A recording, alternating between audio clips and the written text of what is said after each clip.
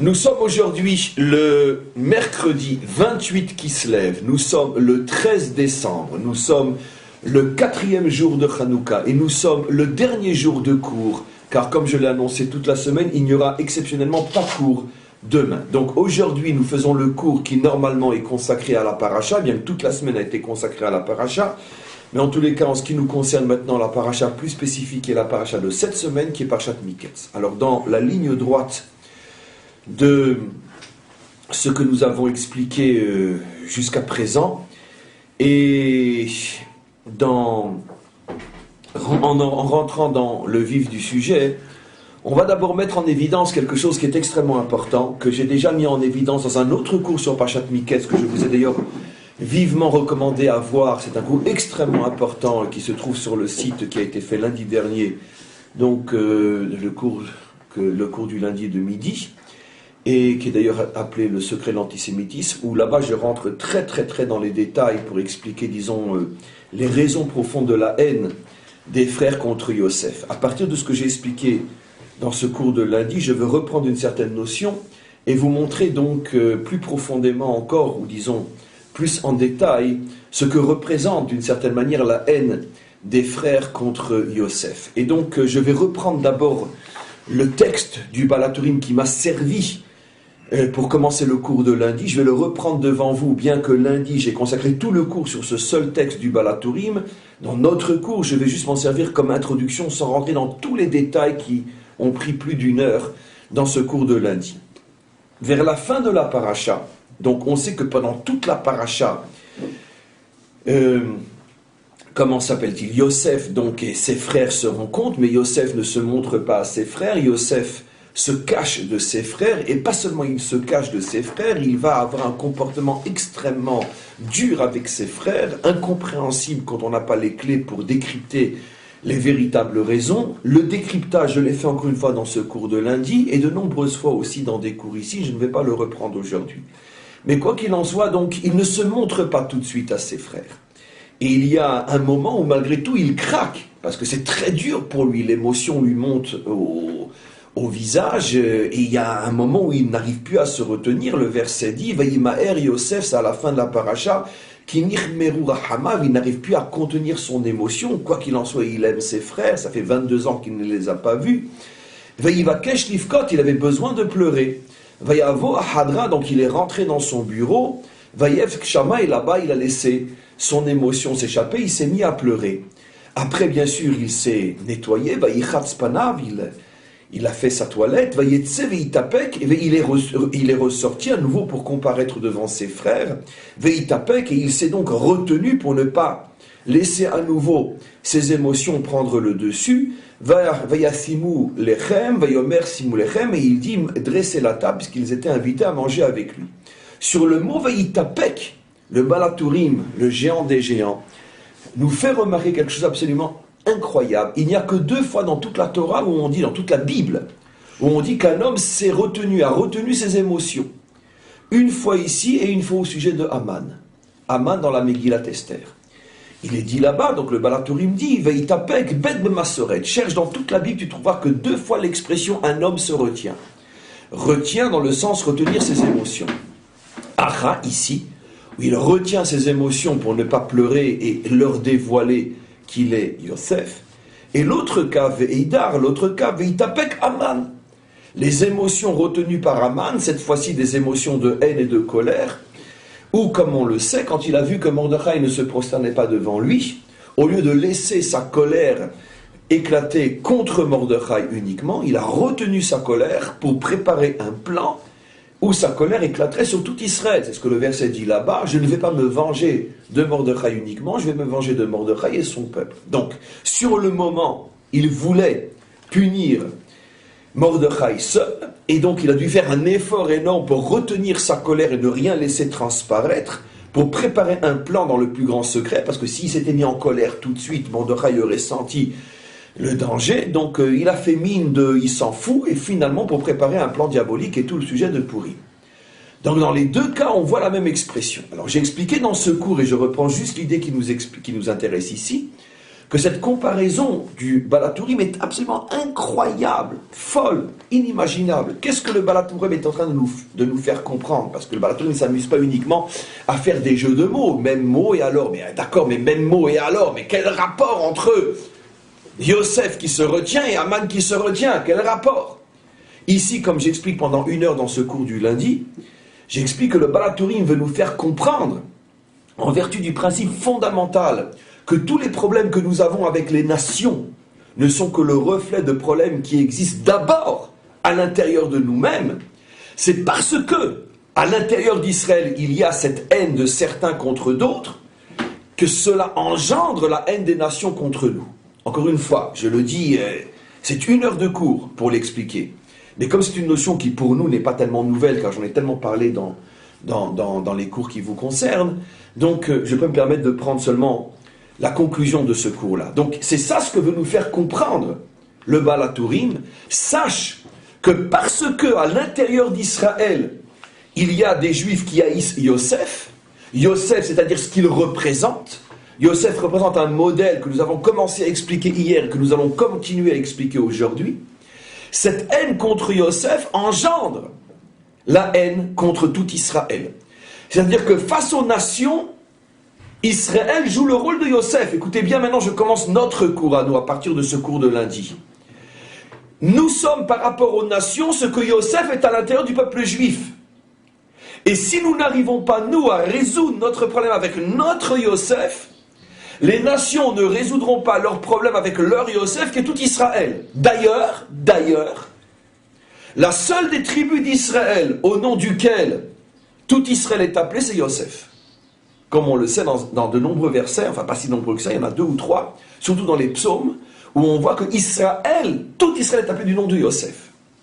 Pour bien nous faire comprendre qu'il y a une analogie entre l'histoire de Yosef à l'intérieur de son propre peuple et l'histoire d'Israël à l'intérieur des nations, comment vous vous comportez avec votre Yosef, les nations se comporteront avec vous. Et comme il y a eu une haine tellement terrible contre Yosef, qui s'est presque soldée par sa mort, et qui a terminé par sa vente qui est l'exil, exactement de la même manière, les nations se comportent avec nous de 2 manières, soit ils veulent nous exterminer, soit nous sommes en exil chez eux. Le modèle est parfait. Soit ils nous exilent, ça veut dire qu'ils nous chassent de chez nous et nous vivons esclaves chez eux, c'est ce que nous avons fait à Yosef, soit ils veulent nous exterminer, c'est ce que nous avons aussi voulu faire à Yosef. Donc le Balatourim ici, encore une fois, révèle quelque chose d'extraordinaire. Vous avez à l'intérieur de votre peuple le problème que vous vivez avec les nations. Et c'est vous qui tenez les commandes. Comment vous vous comportez avec Yosef, ils se comporteront avec vous. Le Balatourim fait allusion à cette clé incroyable de notre histoire dans un autre commentaire dans la même paracha. C'est le Sinatrinam alors. Oui, mais contre le phénomène Yosef, évidemment. Mais Sinatrinam, pour que ça soit ce qui déclenche la haine des nations contre nous, c'est pas seulement Sinatrinam, haine gratuite, Sinatrinam contre le phénomène Yosef, que je n'ai pas commencé encore à expliquer, ou qu'on a commencé à expliquer hier, mais ce sera tout le cours d'aujourd'hui. Qu'est-ce que c'est Yosef? Pourquoi le haït tant? Parce que c'est pas toute Sinatrinam entre les Juifs qui est du type Sinat Yosef, la haine contre Yosef. Des fois, je haïs mon concurrent, je haïs mon mari, je haïs ma femme, je haïs mon voisin. Ils ne sont pas forcément des Yosef pour moi. Donc, bien que toute haine gratuite est très grave, mais la haine gratuite qui engendre la haine des nations contre nous, c'est une haine contre Yosef. Donc, il va falloir comprendre ce que représente le phénomène Yosef à l'intérieur du peuple juif pour comprendre ce qu'est la haine des nations contre nous. Regardez d'abord une autre fois où le Balatourim nous montre le lien entre l'attitude des nations par rapport à nous et la relation entre nous et Yosef. Regardez. C'est au sujet, là aussi, un Balatourim fou. Mais si on ne savait pas que le Balatourim est le géant des géants et la lumière des lumières, on ne ferait pas attention à ces commentaires tellement inimaginables. Là encore, un commentaire fou, d'abord à un premier niveau, où il va nous expliquer comment traduire dans le langage de l'histoire le fait que lorsque les frères de Yosef se sont aperçus que leur argent avait été remis à l'intérieur de leurs affaires, parce que vous le savez, ils ont acheté donc de la nourriture, et puis après, ils ont donc payé, et Yosef a dit à ses serviteurs, remettez leur bourse dans leur panier. Et quand ils ont ouvert et qu'ils ont vu qu'il y avait à nouveau l'argent dans leur panier, enfin dans leur panier, dans leur sac, ils ont pris peur, ils ont dit, waouh, on va être accusé de vol, vite, il faut absolument ramener l'argent. Et donc, non seulement ils ont ramené l'argent, mais ils l'ont doublé. C'est-à-dire que pour se faire pardonner en pensant que par inadvertance, eux-mêmes peut-être, ou leurs serviteurs, peu importe, auraient mis cet argent dans le sac, et évidemment, va expliquer à Pharaon ou à ses serviteurs, que ce n'est pas un vol, mais c'est un cas de force majeure. Donc pour vraiment montrer que c'est pas un vol, ils ont été jusqu'à doubler la somme. Ça c'est l'histoire qui est dans les versets. Bon, très bien. Mais regardez ce que le Baal HaTurim ose dire et comment il fait une comparaison. Regardez. Ou Mishneh Shivron, donc ils ont ramené le double de la somme. Lomar Lecha, tu peux comprendre de là, dit le Baal HaTurim. Kal vachomer, un raisonnement à plus forte raison. Si déjà. Ou Ma'acha, si déjà dans notre cas à nous, les frères de Yosef, chez Beshgaga Ba Kesef, que par... Non, c'est plus qu'une inadvertance, que par erreur, bravo, ici c'est par erreur. Par erreur, ils ont récupéré de l'argent qui n'était pas à eux, mais qui n'avaient aucune intention de prendre. Si déjà ici, par erreur, l'argent est venu chez eux, l'idée Aché Yosef dans la main, par erreur, cet argent est venu dans la main des frères de Yosef. Baou les Shalmou Bekiflaim, et quand ils l'ont remboursé à Yosef, ils ont remboursé le double. Kol Sheken, à plus forte raison, dit le Baal HaTurim, She'atidin Haumot, viendra un jour où les nations, les Shalem Kol HaKesef chez l'Okrim et Israël, rendront tout l'argent qu'ils ont volé à Israël, Kefel Kiflaim, double et triple et plus encore. Quel est le lien? Quel est le lien? Bon, c'est vrai que les nations n'ont cessé de nous voler. C'est vrai que jusqu'à aujourd'hui, notre argent est dans les caves de Suisse ou d'ailleurs. C'est vrai que pendant toute l'histoire de l'exil d'Israël, surtout le dernier exil, mais ça a commencé bien avant, les Babyloniens ne se sont pas gênés de piller Israël, mais c'est clair que depuis 2000 ans, à chaque fois que les caisses du curé du village ou du seigneur de la région étaient vides, on se rappelait que les Juifs étaient le diable, et puis on s'empressait de vider de prendre tout ce qu'ils avaient pour remplir les caisses du royaume. Ça a toujours été comme ça. Toutes les raisons d'exil, l'exil d'Espagne, l'exil de France, l'exil d'Angleterre, enfin l'exil, le guirouche, comme on dit en français, qu'on a été chassé d'Espagne, de France, d'Angleterre, et peu importe, et toutes les communautés qui à chaque fois ont été pogromées, c'est toujours pour une seule unique raison, d'accord, remplir les caisses de l'Église ou du Seigneur. Ça n'a été que cette raison. Ils ont inventé l'histoire du déicide pour prendre notre argent comme on le sait. Donc Israël s'est toujours fait spolier. Et le plus grand spoliage d'Israël, ça a été pendant la Shoah, où des milliards ont été pris à Israël et jusqu'à aujourd'hui n'ont pas encore été rendus.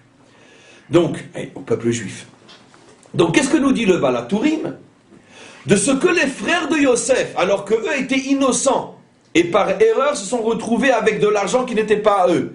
De ce que tu vois que quand ils l'ont rendu, ils ont rendu le double. De là, sache qu'un jour viendra où quand les nations nous rendront tout ce qu'ils nous ont volé, eux aussi doubleront la mise.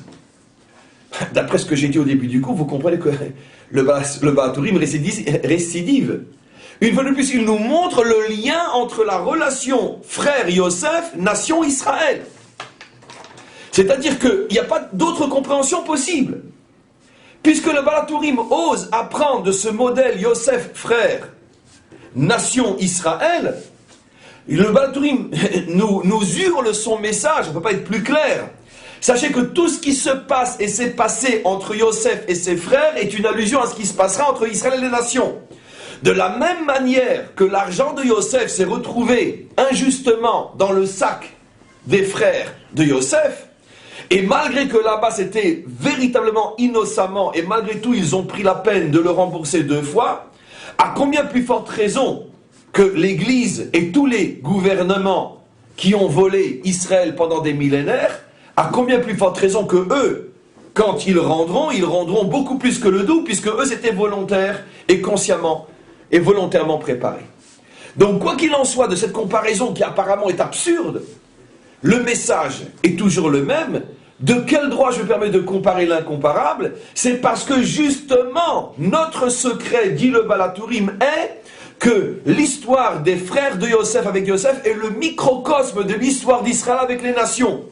C'est parce que les frères se sont comportés avec Yosef comme ils se sont comportés que ça a engendré dans l'histoire le comportement des nations. Selon le principe fondamental que j'ai expliqué et réexpliqué dans ce fameux cours du lundi de cette semaine que je ramène devant vous, l'histoire d'Israël est le laboratoire de l'humanité tout entière. L'histoire de notre peuple est le microcosme de l'humanité tout entière. C'est la raison pour laquelle tous les peuples conviennent de dire que cette histoire s'appelle l'histoire sainte, l'histoire modèle, traduite dans un langage moderne. L'histoire modèle, aucune autre histoire du monde, aucun autre peuple est appelée l'histoire sainte, puisque l'histoire des Anglais, des Français ou des Américains ne peut pas servir de modèle à tous les peuples. Mais toutes les nations ont compris jusqu'à aujourd'hui, puisqu'elles ne renoncent pas à cette définition, que l'histoire du peuple hébreu est une histoire modèle, puisqu'il l'appelle l'histoire sainte. Et donc automatiquement, ce que cela signifie en profondeur, c'est que tout ce que nous vivons est une préfiguration, une allusion, tout ce que nous vivons à l'intérieur du microcosme biblique est une préfiguration à ce que va être l'histoire d'Israël. Ce qui veut dire que tant que nous n'aurons pas résolu nous-mêmes, à l'intérieur de nous-mêmes, le problème que nous avons avec le personnage Yosef, que je n'ai pas encore commencé à expliquer, tant que nous ne serons pas capables d'aimer Yosef, les nations ne nous aimeront pas. Ce qui veut dire que ça n'excuse pas leur haine, parce qu'elles ont leur propre responsabilité, mais le levier, on pourrait dire la boule de neige qui va former leur avalanche, la boule de neige commence chez nous. C'est vrai que chez nous, ce n'est encore qu'une boule de neige, mais sauf sans boule de neige, il n'y a pas l'avalanche. Donc si on n'avait pas produit la boule de neige, il n'y aurait pas l'avalanche non plus.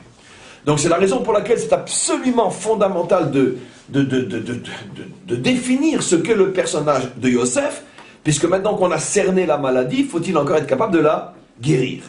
Et donc tout le problème, c'est qui est Yosef, de quoi parle-t-on? Oui. Dans le mot Yosef, il y a le nom Pius, qu'on fait la paix, si on change le mot, Pius. D'accord, absolument, absolument. Maintenant, comme sur le mot Vaïtapek, comme Moshe, comme Yosef, il a reçu tous les secrets de la Torah de son père, de Jacob, il savait qu'il y aura des exils et tout ça, c'est pour ça il s'est retenu, parce que le nom Itapek, il y a le nom Ofek, l'horizon, on sait ce qu'il y aura. Il a vu à très long terme. Il a vu à très long terme. Ça, je l'explique dans le cours de lundi. Ah non, je n'ai pas suivi les cours de lundi. Non, je fais que confirmer qu'effectivement, la raison pour laquelle lui s'est retenu, c'est parce qu'il a vu à très long terme qu'il fallait se retenir, comme on va l'expliquer encore aujourd'hui. Il s'est retenu, et après il a pleuré parce qu'il a vu tous les exils qu'il y aura. 100%. Et après il y a les Pius. Absolument. De la même manière que quand il s'est jeté sur c'est très juste, quand il s'est jeté sur le cou de Benjamin, c'est marqué qu'il s'est jeté sur les coups de Benjamin. C'est un pluriel dans le texte. Benjamin avait 2 coups, c'était un monstre. Pourquoi les coups? Alors que dans le même verset, il est dit que Benjamin n'a pleuré que sur le cou de Yosef. Pourquoi dans le même verset il dit que Yosef a pleuré sur les coups de Benjamin? Nos maîtres expliquent le cou fait allusion au temple, comme il est dit dans Shirachirim, que le temple est appelé le cou du monde, puisqu'il relie le haut au bas. Et donc, Benjamin a pleuré sur le cou de Yosef parce qu'il n'y aura qu'un seul tabernacle dans le territoire de Yosef, qui est le tabernacle qui était à Shiloh, territoire de Yosef, qui a été détruit. Par contre, il y aura 2 temples sur le territoire de Benjamin, premier et deuxième temple, qui vont être détruits. C'est pour ça qu'il a pleuré sur les coups. De là, on voit ce que Nathan dit, qu'effectivement, toutes les larmes de Yosef vont beaucoup plus loin que la larme ponctuelle de l'émotion présente. Ce sont des visionnaires, et il ne savait pas à quel point il a raison, c'est incroyable, mais il ne fait que mettre en évidence le génie de cette langue, qui dans chaque mot nous cache le non-dit d'un mot en hébreu, et des milliards de fois plus parlant que le dit. Puisque le mot Vaïtapek s'est retenu, vient du mot Ofek, qui veut dire horizon. Pourquoi s'est-il retenu? Parce qu'il a vu très très loin toutes les raisons pourquoi il devait se retenir maintenant, comme j'expliquais ce lundi-là et encore un peu aujourd'hui. Et de même, les raisons pour lesquelles il a pleuré, c'était pas uniquement à cause de l'émotion présente, c'est parce que qui mieux que lui savait ce que seraient toutes les répercussions de cette haine contre lui, et c'est ce que le Balatourim est en train de nous démontrer. Que finalement, tout ce que les nations nous ont fait n'est que la résultante, sans les excuser bien sûr, parce que chaque humain a son libre arbitre, mais n'est que la résultante d'un processus engendré par la haine contre Yosef. C'est pour ça que Yosef pleure, c'est pour ça que quand il voit Benjamin, il pleure sur ces deux coups. Premier coup détruit, deuxième coup détruit. Parce que ce sont des personnages bibliques, donc ils vivent au-delà des émotions présentes. Sinon, ils ne nous intéressent pas, c'est l'histoire des Hébreux, on n'a rien à faire. Vous comprenez? Mais si c'est la Bible, donc c'est forcément l'histoire du monde. Et si c'est l'histoire du monde, ces personnages doivent être au niveau du monde, donc doivent transcender l'espace-temps. Et c'est pour ça qu'il y a bien sûr toutes ces allusions dans le verset qu'on ne peut comprendre que quand on connaît l'hébreu, bien évidemment. Et donc, maintenant il va falloir comprendre ce qu'est le personnage de Yosef. Et je vais donc, justement, ce fameux Vaïtapek, je vais le reprendre, l'expliquer un petit peu comme dans le cours du lundi et compléter. L'une des raisons fondamentales du Vaïtapek, c'est parce qu'effectivement, comme dit Nathan, il a vu à long terme, il a vu que si cette faute commise à son égard n'est pas réparée entièrement, 100%, ça va engendrer des catastrophes dans l'histoire.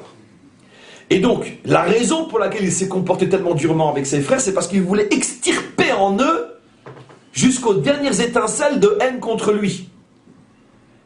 Et donc, il savait que s'il se dévoile trop vite, bon, l'émotion, l'amour, les embrassades vont prendre le dessus, mais comme on le sait, c'est pas parce que quand il y a un conflit très grave entre des humains, c'est pas parce que sur le moment il y a tout d'un coup un certain réveil d'amour que le conflit est résolu pour autant. L'une des preuves les plus grandes bibliques qu'on a vues il n'y a pas si longtemps que ça, c'est quand finalement Esav voit son frère Yaakov, c'est plus fort que lui, sur le moment c'est la fraternité qui prend le dessus, il l'embrasse, il l'enserre, mais nos maîtres nous font remarquer, grâce au petit point écrit sur le mot « il l'a embrassé », qu'attention, c'était très éphémère et très provisoire. 2 heures après qu'ils se soient séparés, toute la haine est déjà revenue. Ce genre de situation, on la connaît. On la connaît dans un couple, on la connaît dans une relation humaine, dans une amitié, dans une association, on connaît. Il y a des moments très durs, il y a des moments meilleurs, mais les moments durs et les ressentiments mauvais reviennent au galop, etc. C'est pas parce que sur le moment il y a une manifestation d'amour, même sincère, que ça va forcément nettoyer et enlever toutes les causes des haines passées et des haines futures. On sait comment fonctionne un être humain. En tous les cas, donc, c'est ce que Yosef craignait. Yosef ne voulait pas se précipiter à se dévoiler parce qu'il savait que si il n'arrive pas à nettoyer entièrement ses frères, automatiquement le problème reviendra. Et donc si le problème revient, qu'est-ce qui se passera dans l'histoire? D'où les raisons pour lesquelles il pleure. Il pleure à cause de ce qu'il voit à long terme. En vérité, nos maîtres disent et montrent qu'il n'est pas, c'est surtout la semaine prochaine, par Shat Vayigash, qu'il n'est pas arrivé à se contenir jusqu'au bout. Il y a eu un moment où sauf il a craqué. Et à quelques heures près, il y a eu un zeste de nettoyage qui n'a pas été terminé, et ce zeste de nettoyage était suffisant, non terminé, était suffisant pour causer toutes les catastrophes de l'histoire. Parce qu'au moment où il s'est révélé, il pensait que ça y est, ses frères avaient compris et regrettaient, c'était encore trop tôt. La preuve la plus grande, c'est qu'après la mort de Yaakov, la semaine prochaine, qu'est-ce que vont faire les frères? Ils vont avoir peur que Yosef se venge, et ils vont inventer toute une histoire que, soi-disant, Yaakov leur aurait dit de dire à Yosef avant sa mort, ne te venge pas de tes frères, etc., parce que finalement, je tiens à ce que tu me respectes même après ma mort. Yosef, quand il entend ça, se met à pleurer, il dit, mais en fait, vous êtes fous, mais avec tout ce que j'ai fait pour vous, vous n'avez pas encore compris, je vous aime. Et à ce moment-là, malheureusement, il prend conscience, puisque se sont écoulées quelques décennies entre ces deux moments, jusqu'à ce que Yaakov meure finalement. Non, pas quelques décennies, je suis bête. 17 ans uniquement. Il s'est écoulé 17 ans, et pendant 17 ans de preuves d'amour et d'amitié, Yosef s'était convaincu que oui, la réparation avait bien été faite, et tout d'un coup, il s'entend dire par ses frères, nous avons peur que tu nous tues maintenant. Mais vous n'avez rien compris, vous continuez à penser que je suis un monstre. Donc c'est la preuve que le tikkun n'avait pas été fait 100%. Et parce que le tikkun n'a pas été fait 100%. Entre autres, le Hari Akadosh dit que puisque les 10 frères sont restés avec un zeste de haine, peut-être inconsciente, mais dans le subconscient, un zeste de quelque chose qui ne fonctionne pas bien à l'écart de Yosef, c'est la raison pour laquelle, comme vous le savez, je le dis des milliers de fois, le Hari Akadosh nous explique qu'ils vont revenir en Gilgoul, les 10 frères, dans les personnages des Asara Harugé Malchut. Les 10 maîtres d'Israël, Rabbi Akiva, Rabban Gamliel, Rabbi Ishmael, Rabbi Hanina Bar Tardion, les 10 grands maîtres d'Israël, qui étaient les 10 têtes d'Israël, à l'époque de la domination romaine, quand les Romains ont décidé de porter un coup fatal à Israël en faisant tomber les têtes d'Israël, et ça a été véritablement le début de la fin, c'est-à-dire le véritable début de cet exil qui dure depuis 2000 ans. Ça a commencé véritablement, pas tant par la destruction du temple, mais par la destruction des 10 mètres d'Israël. C'est la raison pour laquelle, je ne sais pas dans le Nusar Sfarad, mais le Nusar Ashkenaz, à Tisha B'Av, dans les Kinot, on relit tout le passage de la mort des dix Chachamim. Qu'est-ce que ça a à voir à Tisha B'Av qui commémore la destruction du temple pour nous montrer, selon l'explication connue, que la mort des justes est plus grave encore que la destruction du temple. Parce que tant qu'il y a les justes, il y a encore tout le potentiel pour le reconstruire le temple. Mais quand les justes disparaissent, par quelle force et quel miracle on va à nouveau reconstruire le temple? Et c'est ce que les Romains avaient compris. Les Romains, dans un premier temps, ont cru que pas de temple, pas de royauté, Israël à genoux, il n'y a plus de risque, comme c'est ce qui se passait partout, dans tous les pays conquis. Finalement, lorsqu'on décapitait, on pourrait dire, la religion et la royauté, la nation se soumettait. Et les Romains, parce qu'ils ne connaissaient pas Israël, s'aperçoivent très vite qu'il y a une troisième tête qui est la plus importante de tout dans le peuple juif, c'est la tête Torah. Tant qu'il y a la Torah, il y a tout. Et donc ils s'attaquent à la Torah. Ce qu'après eux, énormément de peuples vont comprendre, jusqu'à l'époque moderne, le communisme, etc., qu'ils se sont attaqués avec une rage inimaginable contre tous les représentants de la Torah en Russie, pire encore que contre de vrais contre-révolutionnaires non communistes.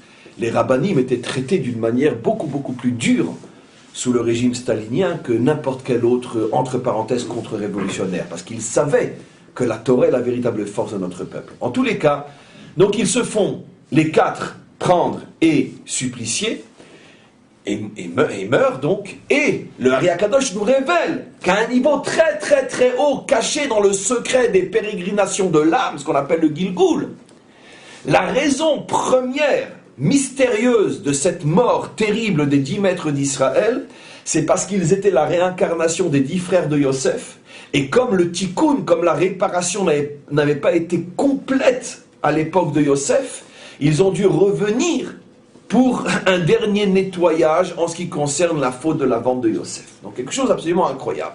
C'est sans doute ce que Yosef voulait éviter, c'était sans doute cet amour véritable qu'il éprouvait vis-à-vis de ses frères, mais ça a été un petit peu trop vite. De là, on apprend derrière Agav combien il est dangereux et meurtrier et criminel de signer des traités de paix à la va-vite, parce que tu ne fais que préparer, pire encore, ce qui va suivre. Merci Bibi, merci tous nos dirigeants, etc. S'ils lisaient un petit peu la Torah, ou s'ils assistaient à mes cours, peut-être qu'ils ne seraient pas comme ça. Mais en tout cas, on comprend de là que toute paix précipitée ne peut que être la matrice d'une catastrophe pire encore que le premier conflit qui a entraîné la paix précipitée. Ça, c'est un principe fondamental. Yosef voulait l'éviter, et voilà. Derrière Agav, la Deuxième Guerre mondiale, suite à la Première Guerre mondiale, et l'application absolue de ce que je dis.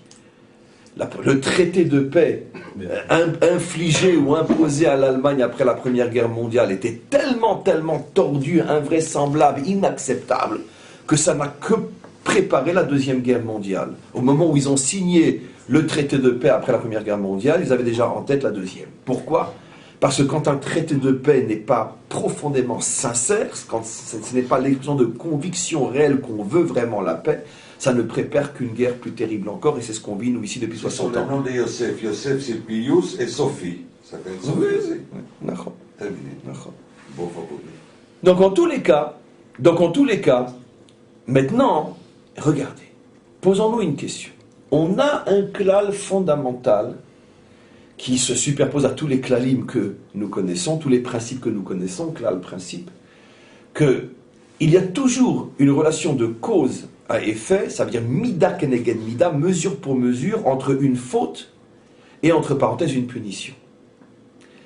Donc, la faute de la vente de Yosef, très bien. La punition des 10 frères, ils reviennent sous la forme des 10 maîtres et ils sont tués par les Romains. Quel est le kécher, le lien entre la punition et la faute? Quel est le lien? Si vous vous rappelez le cours d'hier, aucun problème. qu'est-ce qu'on a expliqué hier? Yosef devait être le tikkun de Esav. Esav est le mot codé dans notre Bible, qui fait allusion à la civilisation occidentale, commencée il y a 2000 ans par l'Empire romain. Ce qui a recommencé dans notre tradition, et pendant des siècles c'était censuré à cause du fait qu'on ne pouvait pas parler. À chaque fois que dans la Torah ou dans le langage de nos maîtres on parle de Esav ou Édom, ça fait toujours allusion à l'Occident chrétien. Celui qui nous a tant fait souffrir en Europe. Et donc, cet Occident chrétien est le descendant direct de l'Empire romain. Maintenant, Yosef devait être le tikkun de Esav, on a expliqué. Ce qui veut dire que si Yosef avait pu faire son travail, il aurait ramené Esav sur le droit chemin.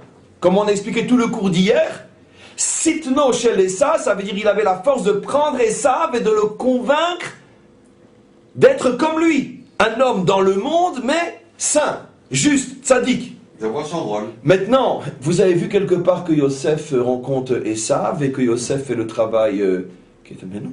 Yosef, d'après le cours d'hier, est passé complètement à côté de sa mission. On ne le voit jamais avec Esav. Et pourquoi? Ben évidemment, il a été vendu à l'âge de 17 ans. On ne lui a pas laissé le temps. Si les frères n'avaient pas vendu Yosef, je vais vous raconter ce qu'aurait été la Bible. À un certain âge, Yosef serait parti réaliser sa mission. Il serait parti à Séhir, il aurait rencontré Esav, et lui aurait su ramener Esav sur le droit chemin. Et donc l'histoire de Rome et l'histoire des 2 temples détruits n'aurait pas existé telle que nous l'avons vécue. Mais vendu en Égypte à l'âge de 17 ans, toute l'histoire déraille, le train Yosef est mis sur d'autres rails et s'en va dans d'autres directions. Ce qui veut dire que sa mission de tikkun de Esav n'a pas pu être réalisée. Et donc c'est la faute à qui? C'est la faute aux frères. Sortez les mouchoirs et pleurez devant la beauté de la Torah. Pleurez d'émotion. Et donc quelle va être la punition? Ben vous allez être tués par Esav, vous allez être tués par les Romains. Si vous aviez laissé Yosef faire le tikkun de Esav, donc le tikkun de Rome, vous ne seriez pas mort de la main de Esav, de la main de Rome. Parce que Rome, telle que nous l'avons malheureusement connue, n'aurait pas existé telle qu'elle. Rome aurait peut-être existé, mais pas de cette manière-là, en tous les cas contre nous. Donc on comprend que le message est absolument incroyable. Vous, les 10 frères de Yosef, avez osé interrompre la mission de Yosef lorsque, à l'âge de 17 ans, vous l'avez envoyé en Égypte, alors qu'il aurait dû se préparer à partir à Séhir et non en Égypte. Et comme un roi à Séhir, non comme un esclave en Égypte. Eh bien, votre punition, c'est que vous allez revenir un jour, quand cet empire romain existera et que vous verrez les dégâts que vous avez causés par la vente de Yosef, parce que c'est ce que justement Yosef voulait éviter, qu'un jour l'empire romain détruise le temple et supplicie tous les maîtres d'Israël. Eh bien, allez là-bas, récoltez ce que vous avez semé. Et ces 10 grands maîtres, qui dans le secret de leur âme étaient les Gilgulim, les réincarnations de ces 10 frères, sont morts sous la main de Rome. C'est un chidouche absolument incroyable, inimaginable, que vous pouvez raconter dans le monde. Mais Yosef, il ne savait pas qu'il doit faire le tikkun d'Esav. Mais oui, il le savait drôlement bien. Évidemment qu'il le savait. Mais il pouvait lui aussi d'aller à Séhir. Mais il peut pas, c'est trop tard. Maintenant qu'il est en Égypte, il n'est pas à Séhir, c'est trop tard. Il pouvait autant que... Et c'est pas technique le tikkun, c'est tout un talir historique, c'est toute une préparation, si vous voulez, mentale, psychologique, morale et spirituelle, à côté de laquelle il est passé, sa mission n'est plus Séhir. C'est très bien dans la vie, on prend des fois des directions, même si techniquement on pourrait encore... on n'est plus dans le coup, on n'est plus... C'est trop tard. Maintenant, et sa vocation, c'est l'Égypte. C'est là-bas qu'il est. Soit il est en prison, il ne peut rien faire, soit il est vice-roi, il ne peut rien faire non plus. Il est aussi lié pieds et mains, physiquement et psychologiquement. C'est pas si simple que ça. Une mission, c'est pas seulement technique, on appuie sur un bouton, on l'a fait. C'est toute une prédisposition, tout un état mental à côté duquel Yosef est passé à côté. Il est passé à côté de cet état mental et psychologique à cause du fait qu'il a passé trop d'années de sa vie ailleurs, dans un autre contexte qu'il a forgé autrement. Mais quel argument Yosef il aurait pu avoir vis-à-vis de Esav? Parce qu'il n'avait pas été encore mis à l'épreuve.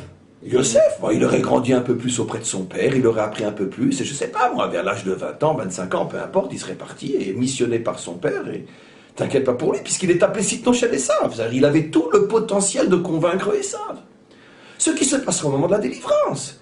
Les 70 peuples vont pas disparaître. Bien que 70 peuples, c'est pas que Esav, c'est Kolel, beaucoup d'autres. Mais Esav va pas disparaître. Ça va pas disparaître. L'humanité, c'est Esav, surtout Esav. Alors comment que Esav va revenir? Pas par la force. On n'est pas en bon Hachem, on n'est pas ni djihad ni les croisades, nous. Nous, on ne sait que parler et convaincre. Donc, par la parole, par la conviction de la dimension Yosef qui va se dévoiler dans notre peuple, et ça va prendre conscience que finalement, le modèle que lui propose Yosef est le modèle qui lui convient, qui lui correspond, absolument. Voilà. Maintenant, allons un petit peu plus loin. Donc finalement, après cette magnifique explication, on comprend donc que le rôle de Yosef, c'est de faire le tikkun. De faire le tikkun. Maintenant, on le voit même par rapport aux frères eux-mêmes. Qu'est-ce que signifie faire le tikkun? Ça signifie quoi? Revenons maintenant au rêve de Yosef, puisqu'on a expliqué que le microcosme frère Yosef est le microcosme du macro, nation Israël. Donc remontons à la source du problème entre Yosef et ses frères. Très rapidement et très simplement, qu'est-ce que dit Yosef à ses frères? Comment commence toute la haine? Il leur fait prendre conscience que toute leur réussite spirituelle et matérielle passe par lui. Vous ne pouvez rien sans moi. Deux rêves, l'un qui fait allusion à la dimension matérielle, l'autre qui fait allusion à la dimension spirituelle. La dimension matérielle, vos épis se prosternent devant le mien. Si vous voulez manger, vous devez passer par moi. Tout le monde comprend l'allusion. Et la dimension spirituelle, les astres se prosternent devant moi. Ça veut dire ce qui est dans le ciel se prosterne devant moi. Même la dimension spirituelle est entre mes mains. Ça veut dire que vous n'avez aucune réussite possible sans passer par moi. Je me mets à la place des frères et je peux comprendre. Très bien. C'est sûr que ce n'est pas évident. Qu'est-ce que révèle Yosef? Que le monde a été conçu de telle manière que la réussite d'une grande majorité d'humains, puisque on parle ici, dans le microcosme, de la majorité des frères. 11 frères pour un frère. Que la majorité de la réussite humaine, dans le microcosme, dans le micro, passe par une minorité qui s'appelle Yosef. Au niveau du macro, que la réussite matérielle et spirituelle des nations passe par la reconnaissance que tout passe par Yosef, Israël. Donc, c'est exactement le même problème. La Torah nous révèle ici qu'il n'y a qu'une seule et unique raison. Tout le reste, c'est du maquillage. Il n'y a qu'une seule et unique raison qui est la matrice qui engendre la haine des nations contre nous. Cette raison est exactement la même que celle qui a engendré la haine des frères contre Yosef. Comment la majorité devrait-elle passer et pourquoi par la minorité? Qui tu es toi pour que ça passe par toi? Mais moi je suis Yehuda, mais moi je suis Lévi, mais moi je suis Issachar, et moi je suis Asher, et moi je suis Zevouloun. On est 11, tu es 1, mais tu te fous de qui? Quoi? 7 milliards d'hommes et de femmes vont devoir passer par 10 millions de juifs? 7 milliards, 10 millions? Et on se fout de qui? 11, 1. Le monde a été créé selon ce principe-là.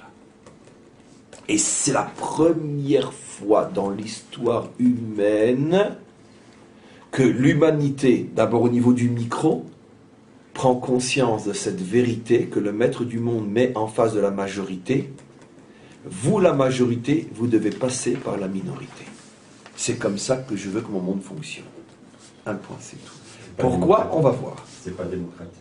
C'est pas démocratique du tout. C'est tout ce que vous voulez. C'est choquant, c'est révoltant, c'est tout ce qu'on veut.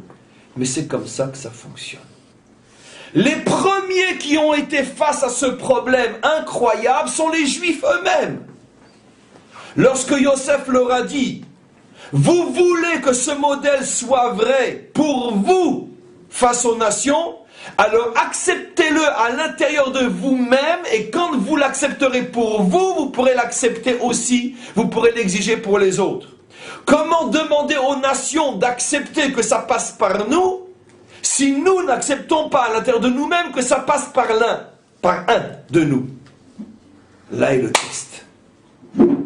Et la haine des frères contre Yosef, et c'est ce que pour la raison pour laquelle le cours de lundi je l'ai appelé le secret de l'antisémitisme, parce que je reprends un peu cette notion mais d'une autre manière. Le secret de l'antisémitisme est ici. Si nous, juifs, n'acceptons pas que ça passe par quelqu'un qui apparemment n'a aucune raison de revendiquer que ça passe par lui, et qu'on dit, mais pourquoi par toi, je peux me débrouiller tout seul, en plus on est la majorité, d'accord? Quand nous nous révoltons contre cette idée, nous engendrons l'antisémitisme contre Israël. Si j'étais extrêmement méchant et provocateur, je dirais, avec tout ce que j'ai déjà dit avant, donc pour nuancer ce que je vais dire maintenant, que tant que le peuple juif ne comprendra pas, entre autres, application de ce que je dis, que sa réussite économique, militaire, sociale, politique dépend de quelques justes authentiques, pas des profiteurs, des lâches et des parasites, mais dépend de quelques justes authentiques qui étudient la Torah jour et nuit. Tant que le peuple juif ne comprendra pas que sa grandeur militaire, il la doit à ces 3 ou 4 ou 5 ou 10 justes authentiques qui étudient la Torah jour et nuit, tant qu'il ne reconnaîtra pas, les nations nous haïront. Parce que ce que vous n'êtes pas prêt à reconnaître chez vous, ne demandez pas aux autres qu'ils le reconnaissent. C'est comme ça que ça fonctionne. Yosef incarne le tzaddik, le juste authentique, qui dit à son peuple, qui est à cette époque-là sa famille, tout passe par moi. Un point, c'est tout. Vous le reconnaissez, tant mieux. Vous ne le reconnaissez pas, alors vous verrez, on vous montrera que ce que vous me faites, on vous le fera. Ils ont vendu Yosef, ils ont voulu le détruire, ils n'ont pas accepté ce principe de la majorité qui se soumet à la minorité, ils n'ont pas accepté ce principe du peuple qui se soumet au tzaddik, et bien automatiquement les nations disent après Israël, pour qui vous vous prenez, vous peuple élu? Vous vous foutez de qui? Tout doit passer par vous, la parole de Dieu par vous, la réussite matérielle par vous, toutes les bénédictions dans le monde par vous, mais vous vous foutez de qui?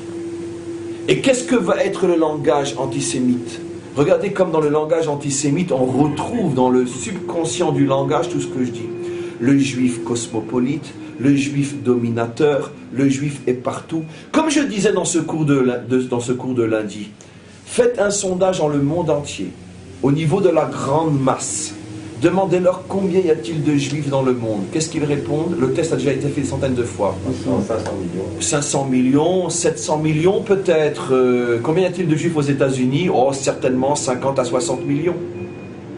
On est 10 millions de juifs sûrs dans le monde. On recense 14, mais sur les 14, si on rajoute tous les juifs américains et le reste, il y a tellement de bizarreries dans notre peuple aujourd'hui avec les mariages mixtes et les fausses conversions que, bref. Quoi qu'il en soit, 10 millions sûrs de vrais juifs. Allez, 12 millions de vrais juifs, on le sait. Même les nations, si elles veulent le vérifier, le savent. Mais le grand monde pense qu'on est 60 millions aux États-Unis et 500 millions dans le monde. D'où ça leur vient? Mais parce que le juif est partout. Mais comment 10 millions peuvent être partout dans 7 milliards? J'avoue que j'ai pas de réponse. Mais c'est ça ce que dit Yosef. Notre peuple est destiné à être le peuple par lequel tout passe. Même leur religion passe par nous. Car sans l'ancien, comment aurait-il eu le nouveau? Très bien. Tout vient de nous. Mais seulement le problème, c'est que ça peut venir de nous, et ils le reconnaissent avec respect et amitié et unité, comme un partenariat, comme j'expliquais dans tout le cours d'hier, que je réinvite à écouter le cours d'hier, où j'explique que être un Esav, c'est pas du tout déshonorant. Au contraire, à la vision de la morale juive authentique, être un Esav, c'est aussi pas plus haut qu'être un Yaakov. Mais c'est Esav qui s'est créé une fausse idéologie qui ne comprend pas ce que nous voulons lui faire comprendre. Yosef aurait su lui faire comprendre. C'était la grandeur de Yosef. Il serait arrivé à convaincre Esav que jouer le rôle que doivent jouer le rôle des frères par rapport à Yosef, c'est pas quelque chose qui est déshonorant. Et la preuve... Il n'a pas convaincu ses frères. Mais justement, ils ne l'ont pas laissé. Ils ne l'ont pas laissé. Ils ne l'ont pas laissé. Ou disons, pour répondre plus intelligent à votre question, il était encore trop jeune, ils ne lui ont pas laissé le temps. Et quand il était vice-roi? Comment? Et quand il était vice-roi, pourquoi il n'a pas fait ce travail? Il a essayé, c'est ça le Veitapek. C'est ça, toutes ces parachiotes où il se retient, il essaye de les convaincre. Et quand il leur montre le bride, c'est ce qu'il essaye de faire. Regardez qui Non, je c'est suis. Par rapport à ça, pourquoi il n'a pas fait ce travail-là quand il était vice-roi? Mais c'est ce qu'il a demandé Nathan, j'ai déjà répondu à la question. C'est fini, il peut plus, c'est plus sa fonction, c'est trop tard, il est trop vieux, c'est plus son truc, il est maintenant en Égypte. Vous comprenez? Je veux dire, imagine-toi que tu aurais dû venir en Israël et puis pour des raisons X, t'es parti en Amérique. Et même si ça fait 10 ans que tu y es, tu peux toujours venir en Israël si tu veux. Mais va expliquer à quelqu'un qui a une situation en Amérique de venir.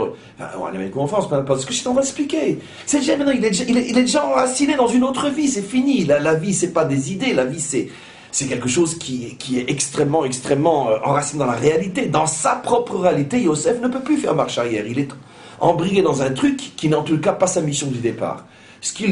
Là où il est maintenant, il va jouer un rôle extraordinaire, mais c'était pas sa mission du départ. Donc je reviens maintenant à ce que je dis. Les frères de Yosef n'acceptent pas de se prosterner devant Yosef. Quelle est la preuve la plus grande qu'ils n'ont rien compris et qu'il n'y a rien de déshonorant au fait de reconnaître que ça passe par Yosef? C'est que sauf quand il va falloir choisir le Mashiach, il sort de qui le Mashiach? De Yehuda ou de Yosef? Il sort de Yehuda. Il sort de Yehuda, il sort pas de Yosef. C'est ce que Yosef aurait expliqué à Esav. Esav, si tu réinsères la famille, parce que sauf tu es un de chez nous, ton papa et ta maman, c'est le même que le nôtre. On a les mêmes arrière-grands-parents. Esav, reviens, joue ton rôle à l'intérieur de nous. Viens, on te donne la dimension matérielle. Vas-y, joue ce rôle, mais avec nous. Yosef serait arrivé à convaincre Esav que s'il avait accepté, le Mashiach pouvait sortir de lui aussi. Comme il sort de Yehuda, il pouvait sortir de Esav. En tout cas, pas de Yosef. Ça veut dire que tout est une question d'accepter ce que j'explique toujours, qui est sans doute l'un de mes messages les plus forts, en ce qui me concerne, parce que c'est ce que j'essaye de vivre le mieux possible. Il n'y a pas d'homme plus grand que d'autres sur terre. Il n'y a que des missions que tu dois accomplir, et dans le cadre de ta mission, tu es le plus grand. Mais par rapport à une autre mission, c'est un autre le plus grand. Tous les conflits entre les humains proviennent du fait que, d'abord, on ne connaît pas sa mission, deuxièmement, on veut jouer le rôle de l'autre. Et donc, automatiquement, itnakshuyot, comment on dit en français itnakshuyot? Des conflits d'intérêts. Mais qu'est-ce que tu fais chez moi? C'est ma place ici. Et personne n'est à sa place. Il n'y a pas de céder, il n'y a pas d'ordre. Le salut du monde dépend d'abord de la remise en ordre du monde. Chacun a sa place. Et si chacun est à sa place, chacun joue sa mission et chacun est le géant à l'intérieur de sa mission. Donc dans cette histoire de ça passe par qui? Ça passe par Yosef. Mais c'est pas parce que ça passe par Yosef que Yosef est le libérateur. Le libérateur peut très bien être quelqu'un d'autre. Parce que libérer le monde, c'est encore autre chose. C'est encore autre chose. C'est encore une autre mission. Yosef n'est pas le libérateur. Yosef n'est pas le libérateur. C'est même pas un de ses enfants qui a sorti Israël d'Égypte. C'est un Lévi qui a sorti Israël d'Égypte. Yosef n'a jamais produit des libérateurs, dans le sens concret du terme. Et pourtant, tout passe par lui. Parce que c'est une question de mission. Pourquoi Hachem a créé le monde de cette manière-là? Premier niveau de réponse. Pourquoi? Parce que justement, Hachem veut nous montrer que la paix n'est possible entre les hommes que si chacun accepte d'être le second d'un premier dans le cadre de sa mission. Vous comprenez? Donnons un exemple simple dans une armée. Je suis le Mefaket, le commandant, d'accord, de tous les tanks. D'accord? Comment ça? Un nom en français, peu importe. Je suis le Mefaket des tankistes. Très bien. Okay. Lui, mon copain, mon voisin, mon associé, c'est le Mefaket, le commandant de l'aviation. D'accord? Il y a eu une guerre où c'est le rôle de l'aviation qui a été déterminant. C'est évident que quand on va récompenser le commandant de l'aviation, vont se trouver tous les autres commandants, et tous vont se lever et l'applaudir. Ça veut dire que tous vont avoir une situation où le loué, maintenant, c'est pas le tank, c'est l'avion. Ça ne veut pas dire que le tank est moins important, c'est-à-dire que dans ce contexte-là, C'est l'aviation qui avait la mission, Nekuda. Dans une autre guerre où pour la gagner il va falloir des tanks et pas des avions parce que l'ennemi est souterrain et l'avion ne sert à rien, il faut avancer jusqu'à lui et après descendre du tank avec des commandos et faire ce qu'il y a à faire, quand il y aura la récompense, ça sera le Mefaket des tanks, Gamarnou. Si on comprend ça, il n'y a pas de conflit possible entre les hommes. Chacun est le géant de sa mission, Nekuda. Yosef, il prend tous les projets du monde. Il prend le projet que ça passe par lui. Ça passe par lui, mais ça ne veut pas dire qu'une fois que c'est passé par lui, ce qui est passé est toujours entre ses mains. Ça passe par lui. Donnons un exemple simple, Nathan. Vous voulez de la lumière dans la pièce, ça passe par des réseaux imposés par l'électricien. Si moi je viens dire non, moi je veux que ça passe par là. Ici, je veux de la lumière. Je vais faire un trou, je vais mettre un fil, j'aurai de la lumière. Non! Ça passe par là où celui qui est nommé pour le réaliser a décidé. Ça passe par là où lui, il a décidé que ça passe. Nekuda. Maintenant, la lumière, une fois qu'elle est passée par là où lui a décidé que ça passerait, ce que j'en fais n'a plus rien à voir avec l'électricien lui-même. Je peux utiliser cette lumière pour faire une faute, ou je peux utiliser cette lumière pour étudier la Torah et l'enseigner. Et si, moi, qui ne suis pas électricien, j'utilise sa lumière à lui pour enseigner la Torah, j'ai fait une petite chose qui est le plus grand des deux. Et bien, dans le domaine de poser les fils électriques, il est plus grand que moi. Dans un domaine qui est certainement peut-être plus important, d'enseigner la Torah et de transformer les hommes, c'est moi le plus grand. Un point, c'est tout. Yosef est un électricien, Yosef est un plombier, Yosef est préposé au canot du flux qui vient de Dieu et qui se déverse dans le monde. C'est ce que Dieu a révélé à Abraham, Ve'eye bracha, tu es le canal de la bénédiction. Mais une fois que la bénédiction passe, c'est pas forcément celui par qui c'est passé qui est le plus grand, parce qu'il y a aussi après le problème de l'utiliser, la bénédiction, quoi en faire? Donnons un exemple simple. J'affirme, et vous savez tous que vous avez raison, que si Israël vit encore jusqu'à aujourd'hui, je parle même de Médinat Israël, c'est que et uniquement que dans la vraie raison du terme, parce qu'il y a, grâce à Dieu, 10, 20, 30 vrais justes dans notre peuple, qui du matin au soir au matin vouent leur vie pour la Torah et tout ce que cela implique.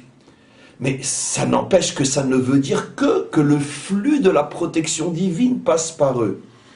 Mais sauf kol sauf, après il faut des soldats, il faut des ministres, il faut un Rosh Memshala, il faut des banques, il faut des hommes qui travaillent, et chacun d'entre eux sont des géants dans leur domaine. Et après une victoire, on ne demande pas à tel ou tel tzaddik après la guerre des 6 jours. Alors qu'il y a eu tellement de témoignages de soldats, il y a un livre extraordinaire qui a été écrit à Tkoufa Agdola, sur les témoignages de soldats kibbutznik, qui ont raconté des histoires qu'ils ont vues pendant le combat, où ils voyaient Baba Salé, où ils voyaient des choses absolument incroyables. Il y a tout un livre de témoignages absolument incroyables. Tout d'un coup, ils étaient attaqués par des avions syriens, tout d'un coup, ils voyaient comme l'image de Baba Salé qui se plaçait entre son avion et leur... Des trucs, on y croit, pas. Peu importe. Mais en tous les cas, quoi qu'il en soit, je dis Baba Salé d'Afka, je parle de lui parce que lui, c'est un sadique tellement incontestable dans notre peuple que je préfère prendre quelqu'un qui fait l'absolue unanimité. Je crois que c'est le seul sadique de la génération qui n'a eu personne qui a été relègue sur lui. Parce que même le rabbi, il a eu énormément de gens qui ont été contre lui. Alors, je ne sais pas quelle reine il a eu, que personne n'était relègue sur lui. D'un bout à l'autre de la palette religieuse et non religieuse d'Israël. Bon, c'est pas ça, peu importe. Et quand finalement on a récompensé les généraux ou les soldats de la guerre des 6 jours, Baba Saleh y était? Il n'y était pas. Et d'ailleurs, il n'avait aucune raison d'y être. Car là, on était en train de récompenser ceux qui, sur le terrain, ont fait preuve de bravoure et de courage. Donc, c'est pas sa place à ce moment-là, même si on sait que certainement, parce qu'on sait que pendant toute la guerre des 6 jours, il n'a pas mangé, pas dormi, il a refusé de dormir même à terre.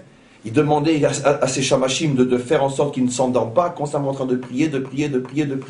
Je crois que pendant il a passé des dizaines d'heures sur le kéver de David Ameller aussi. Il n'a pas arrêté de prier pendant ces 6 jours-là. Donc tout le monde savait qu'il avait sans doute sa part d'action. Mais quoi qu'il en soit, il n'a pas été appelé pour la récompense. Parce que chacun est grand dans son domaine. C'est pas au Ramatkal de donner une médaille à un homme dont l'action est spirituelle. C'est à Hachem de le faire. Et c'est pas son. Donc vous comprenez, si on comprend ça, on n'a plus de problème de jalousie, de ci, de ça. Je suis pas jaloux de toi, t'es le grand dans ton domaine, je suis un géant dans le mien, Nikuda. Vous comprenez? Mais le problème, c'est qu'avant de reprocher aux nations pourquoi elles ne le comprennent pas, d'abord demandons-nous à nous-mêmes pourquoi nous ne le comprenons pas nous-mêmes. Pourquoi nous n'arrivons pas à gérer ce problème de Yosef? Yosef qui représente l'homme par lequel ça passe. Mais Yosef n'est qu'un modèle, n'est qu'un symbole. Yosef représente cette idée fondamentale que le monde a été créé sur le principe de « ça passe par moi dans ce domaine ». Et chacun d'entre nous est un Yosef dans un certain domaine. Le problème, c'est que nous ne faisons pas l'effort de savoir quel est notre domaine, ou des fois nous ne voulons pas assumer notre responsabilité d'être un Yosef, en se disant oh, « ça va m'attirer des ennuis ». Parce qu'on sait très bien, je veux dire, dès qu'un homme commence à briller, je veux dire, il se fait beaucoup plus d'ennemis que d'amis. C'est ce qui est arrivé à Yosef. Donc très souvent, la nature humaine, étant consciente de ce qui risque de lui arriver s'ils se mettront en évidence, il préfère être monsieur tout le monde. Mais le problème, c'est que parce que le monde n'est fait que de monsieur tout le monde va si mal. Parce que s'il y en avait un peu plus de Yosef qui ont le courage de faire ce qu'ils doivent faire, malgré tous les risques et les dangers, le monde irait sans doute mieux. Ça, c'est ce que Yosef a eu le courage. Parce qu'il fallait avoir un certain cran pour dire à ses frères, tout passe par moi. Alors qu'il est le plus jeune de tous, et le moins nombreux. Il fallait le faire. Maintenant, donc, on va aller encore un petit peu plus loin, encore quelques minutes. Qu'est-ce qu'on voit? Yosef, ça passe par lui. Je viens d'expliquer toutes les nuances de ce que signifie ça passe par lui, en répondant à Nathan que ça ne veut pas dire qu'il est tout. Il n'est qu'un canal, mais il n'est pas propriétaire de ce qui est passé une fois que c'est passé. Et d'autres vont le récupérer pour faire dans leur domaine encore mieux que ce que lui a fait peut-être dans le sien. Ok, très bien. Mais j'ai expliqué aussi que dans le personnage de Yosef, il y a une autre dimension, c'est qu'il est le tikkun de. Ça veut dire qu'il fait le tikkun. Ça veut dire que c'est pas seulement ça passe par lui. Sa mission était d'être le tikkun de Esav, de réparer. Et là, on fait allusion aussi à quelque chose d'extraordinaire. Et c'est la raison pour laquelle, je termine le cours encore 5-10 minutes, pour laquelle Parshat Miketz tombe toujours pendant la fête de Hanouka. Là, il y a un lien avec Hanouka, un symbole, un message extraordinaire que j'ai expliqué aux femmes hier dans le cours de femmes, que je veux reprendre avec vous, juste en allant à l'essentiel. Regardons le symbole de Hanouka qui est la fiole d'huile qu'on allume avec une mèche, etc. Regardons comment est composée une fiole d'huile. Pour avoir finalement la possibilité d'allumer une Hanoukia, tu as besoin de 4 choses, jusqu'à ce que tu atteins la flamme. Tu as besoin d'une olive, de son huile, d'une mèche et d'une allumette. Et après seulement tu as la flamme. Tu as besoin donc de 4 choses. Maintenant, remarquez la chose suivante. L'olive et l'huile, c'est la même chose. Bien que j'ai expliqué dans les cours sur le Mahamar ce que représentent les 2 féminités, etc. Non, cette semaine, les 2 féminités. Et Esther, Yehudit, l'huile, le vin, etc. Rappelez-vous ce cours. Mais quoi qu'il en soit, c'est la même chose. Après la mèche, c'est pas la même chose au départ, mais d'un autre côté, la mèche, pour qu'elle brille, elle doit s'imbiber d'huile. Qu'est-ce qui fait qu'une mèche prend? Et parce que c'est un corps qui, lorsqu'on le met dans l'huile, permet l'absorption de l'huile. L'huile se mélange à ce corps-là, du coton par exemple, et c'est comme ça que ça brûle. Pourquoi? Parce qu'en vérité, ce n'est pas le coton qui est la mèche, c'est l'huile qui est sa propre mèche. Mais l'huile à l'intérieur du coton. Comprenez bien la nuance. Ce qui veut dire que le coton, la mèche, ne sert qu'à permettre à l'huile de se transformer elle-même en mèche. Parce que mettez en flamme, si vous voulez. Oui, mais la vraie mèche, c'est pas le coton, la vraie mèche, c'est toujours l'huile. Parce que mettez une mèche dans la main et allumez, c'est rien va se passer. Ça s'éteint. Comment? Ça s'éteint tout de suite. Donc c'est que au moment, et d'ailleurs quand on allume la Hanouka tous les soirs, des fois ça prend un petit moment jusqu'à ce que la mèche prenne. Pourquoi? Parce que la mèche n'a pas encore absorbé suffisamment d'huile. Ce qui veut dire que dans ces 3 premières étapes, on est toujours dans l'étape de l'huile elle-même ou de l'olive. L'olive se transforme en huile, l'huile se transforme en mèche, avec toutes les nuances que vous comprenez. Mais le 4e élément, c'est une allumette. L'allumette, elle est complètement extérieure au système. Et avant, et pendant, et après. Pourquoi? Avant. Elle signifie Yaakov et Yosef. Rega. Et je vais là-bas. Rega. L'allumette, vient de l'extérieur, en ce sens que c'est un corps qui n'a rien à voir avec l'olive et l'huile. Au moment où elle allume la mèche, elle reste toujours extérieure parce que l'huile ne rentre pas en elle pour lui permettre de donner du feu. Au contraire, si la pointe est imbibée d'huile, ça s'éteint.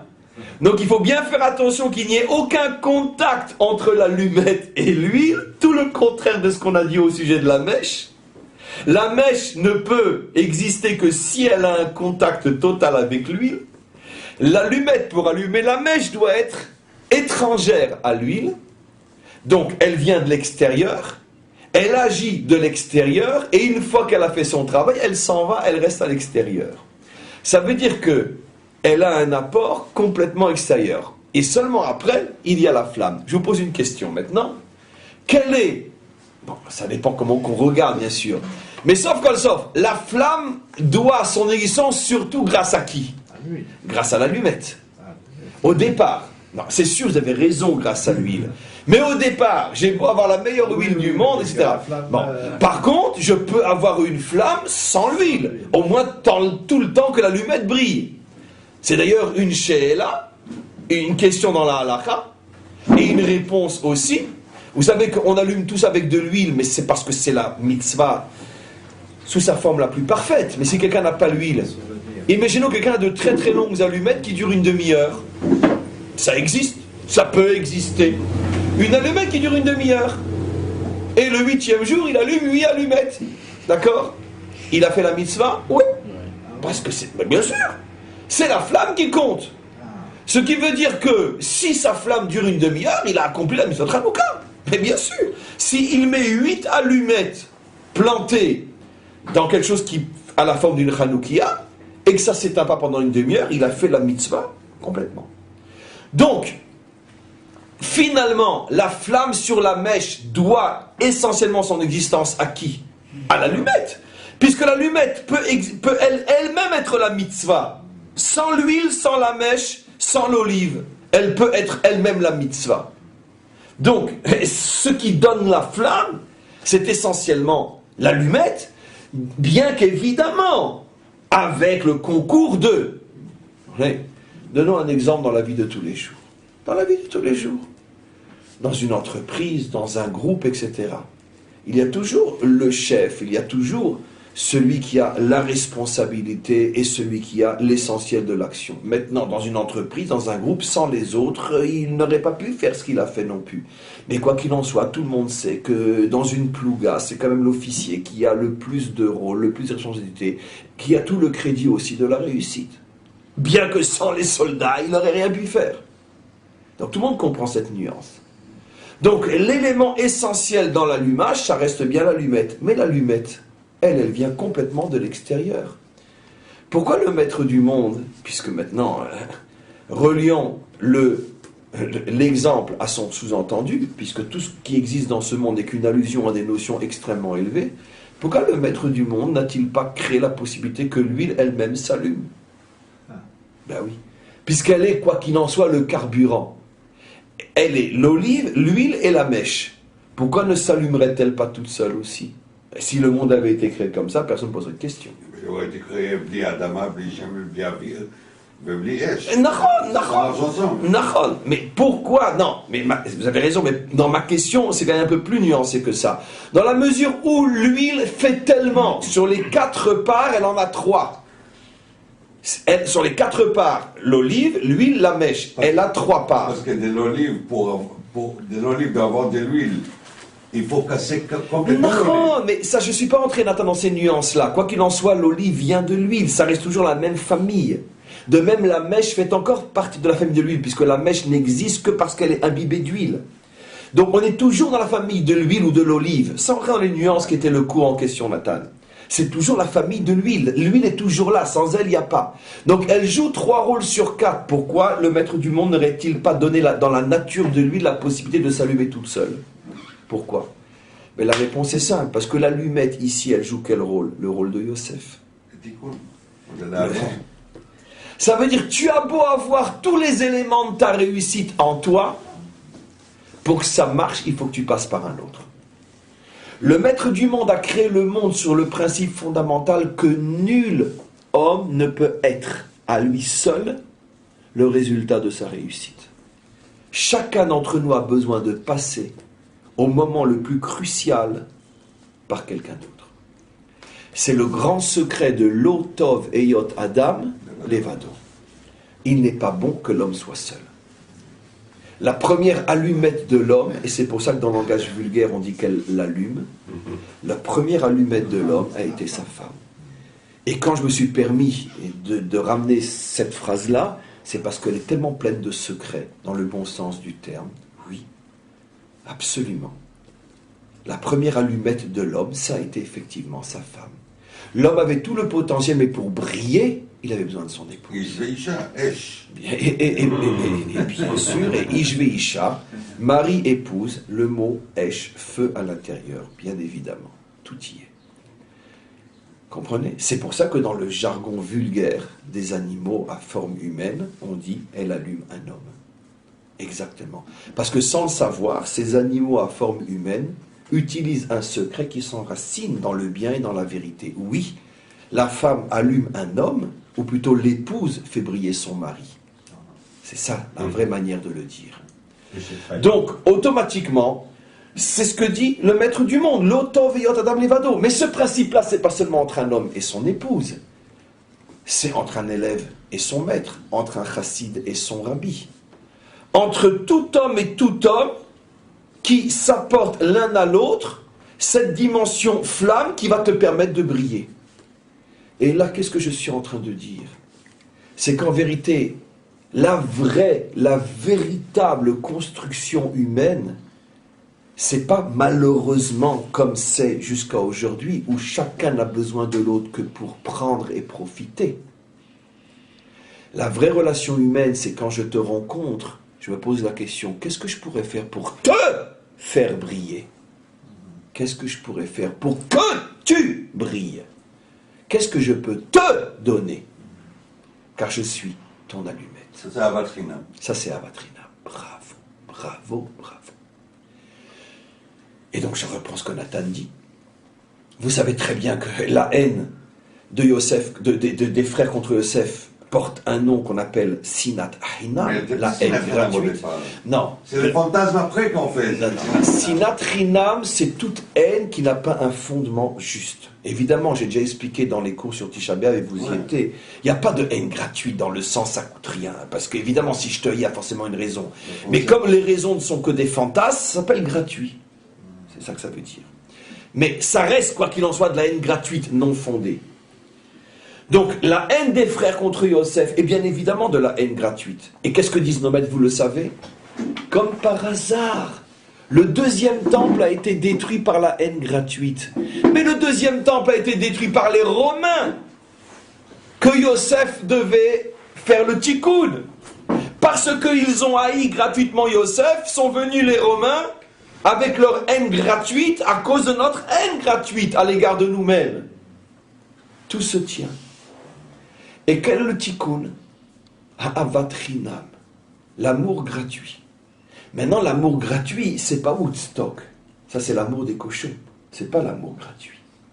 L'amour gratuit, le véritable amour gratuit, c'est quand je rencontre quelqu'un que j'ai envie d'aimer.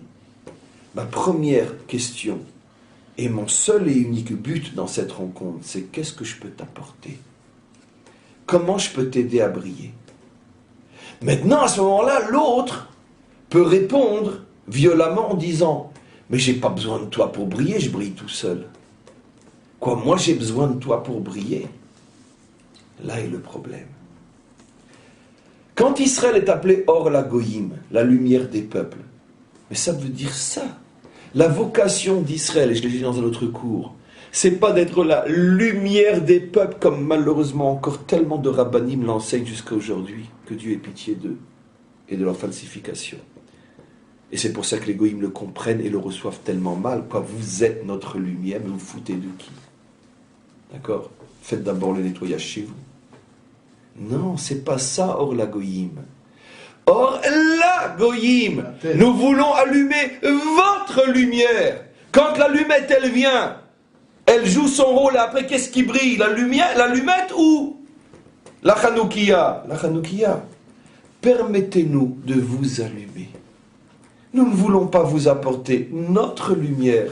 Nous voulons vous aider à allumer la vôtre. À ce moment-là, les nations peuvent répondre, mais on est suffisamment grand pour s'allumer tout seul.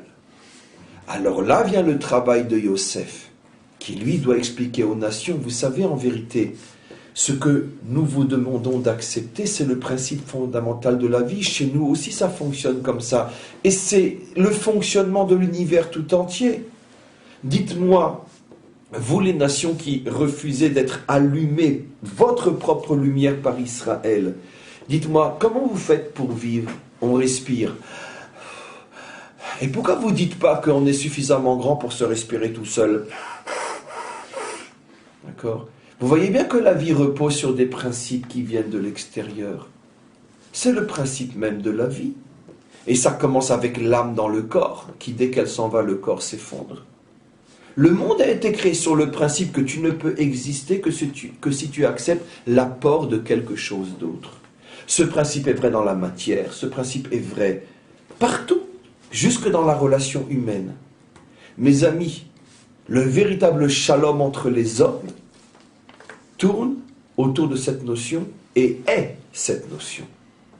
Lorsque un homme comprend qu'il n'est là que pour permettre à l'autre de se réaliser, et l'autre pour permettre à un autre de se réaliser, et que l'autre accepte que sa réalisation passe par un autre que lui-même, ce qui veut dire qu'il y a un double effort à faire.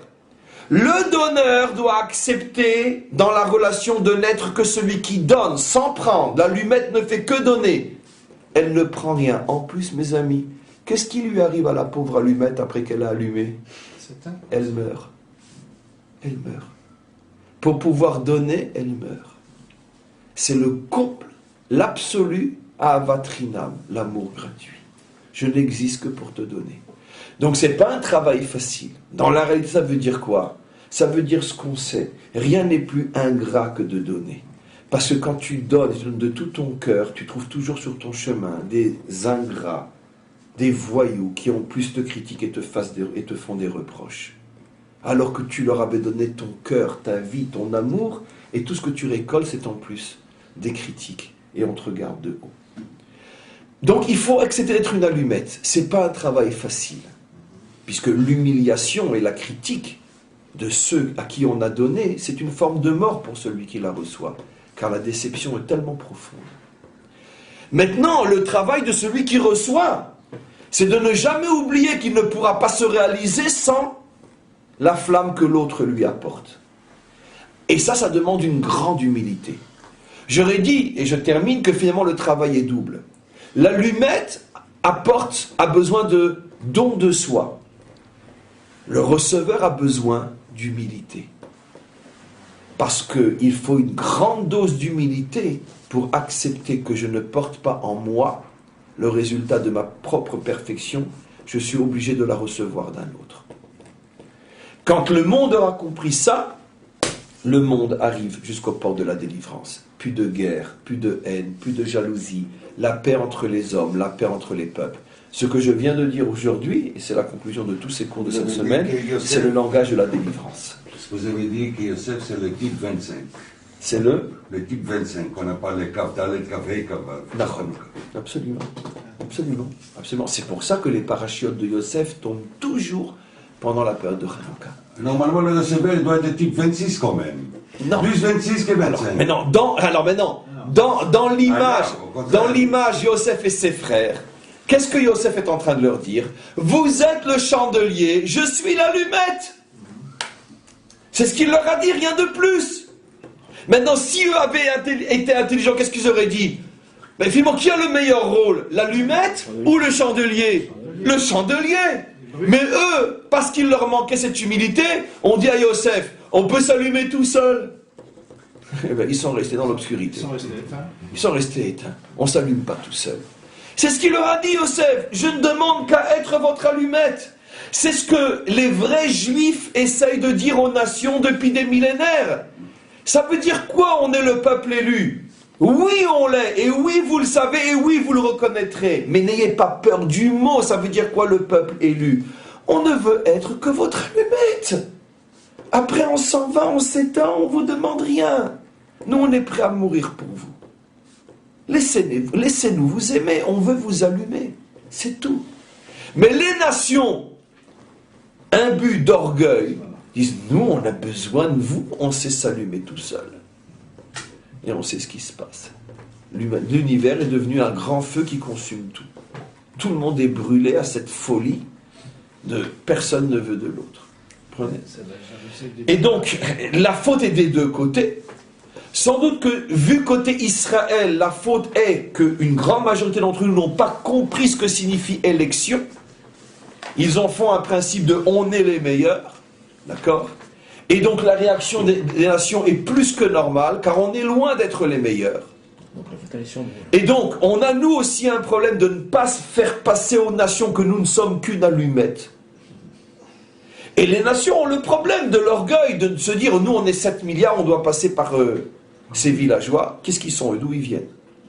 Comprenez? Donc, le travail est double. Le seul qui pouvait faire ce travail, c'était Yosef. Mais comment on l'a liquidé? Alors, il va falloir maintenant attendre, à l'époque je parle, il va falloir attendre toute l'histoire pour qu'à nouveau notre peuple fasse teshuva et produise son vrai Yosef, c'est-à-dire ce juif authentique, ce juif qui est le pilier d'Israël, qui sera capable de faire comprendre aux nations qu'elles ne pourront arriver à aucun résultat sans reconnaître que ça passe par le peuple juif et la Torah d'Israël, mais qui en même temps sera suffisamment sage pour faire comprendre aux nations que ce n'est pas du tout le langage de la supériorité, c'est au contraire le langage du don de soi. Nous sommes prêts à n'être qu'une allumette, soyez vous le chandelier. Et quand les nations comprendront ça, c'est la délivrance. Maintenant, encore une fois, comme je l'ai expliqué pendant tout le cours, le grand problème est d'abord chez nous, et ainsi de suite, et ainsi de suite. Mais chez nous, les